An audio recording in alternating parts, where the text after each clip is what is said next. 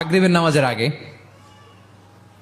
তার বন্ধুর জন্য দোয়া করতেছে, আল্লাহ আমার বন্ধুকে তুমি একটা সুন্দরী, রূপবতী, গুণবতী, নেককার, মুতিয়া, কানেতা, জামিলা, রায়া, একজন রূপবতী নেককার স্ত্রী দাও আল্লাহ।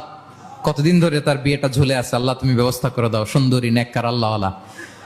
তো সে তো তার বন্ধুর জন্য প্রাণ ভরে দোয়া করতেছে, আর তার স্ত্রী ওয়াইফ পাশেই ইফতারি রেডি করতেছিল। এই দোয়া শুনে মহিলা তো তেলে বেগুনে জ্বলে উঠছে, দৌড়ে আসে বলছে, এই তুমি কিসের দোয়া করো, রাখো।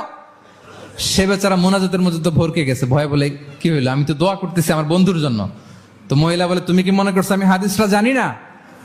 অন্যের জন্য কোনো ভালো দোয়া করলে আগে যেটা নিজের জন্য কবুল হয়, তুমি মনে করছো আমি জানি না? তুমি ভাবছো হাদিস শুধু তুমি